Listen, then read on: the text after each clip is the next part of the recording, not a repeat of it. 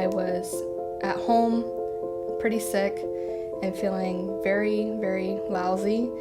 As both paramedics, we knew it was a serious condition. We knew what the outcomes could possibly be of possible death, and we knew that I needed medical treatment as fast as possible. Corey brought me into the hospital. On the way, the respiratory just got worse and worse, where I couldn't breathe.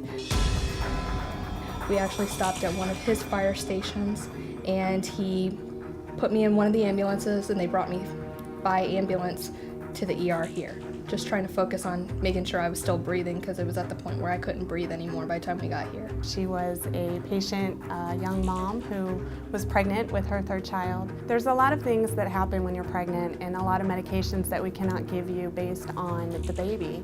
So her having problems breathing, we wanted to make sure that her oxygen level was going to be enough for her as well as the baby.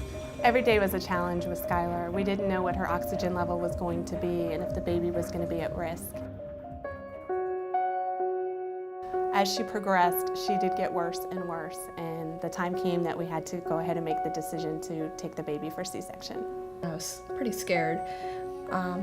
We were trying to hold out as long as possible to have Savannah because of the risks for her were just overwhelming. They just said the risks were possibly losing the baby and her if they didn't take it, and they needed to, if they didn't save her, there was no hope for the baby.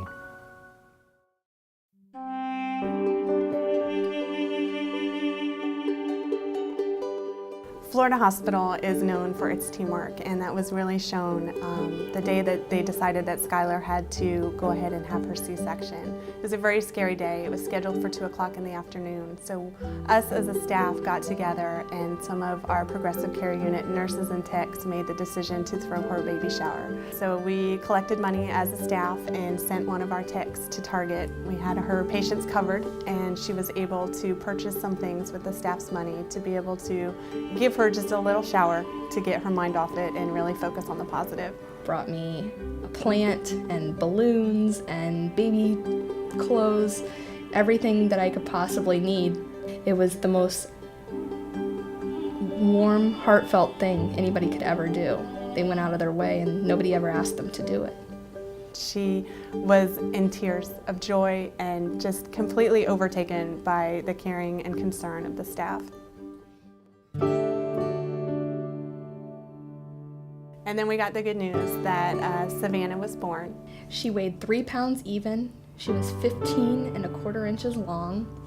She was gorgeous. I heard her cry and I just wanted to go over and pick her up. She looked really good. The baby did have to go to NICU, and because we didn't know exactly how Skyler's oxygen was going to do post-op, we sent her back to our intensive care unit where we were able to follow up with her to make sure that her breathing was going to be okay. And amazingly, as soon as that baby came out, she was back to normal. She had some of the greatest nurses that I've met. She had wonderful care while she was here. They were all caring, and they waited on her hand and foot, took care of her every need. They check on you every hour on the hour during the day. They come in, make sure that you are out of pain, you have all your medications, that you don't need to use the restroom, and that you have everything you need within reach. Emotionally helps you because there's always somebody there. It seems like they care when they're in your room. And it always helps when, especially when you come out of a C-section and you're in a lot of pain, or you have something else going on where you might need your medications. That way you're not waiting for them constantly.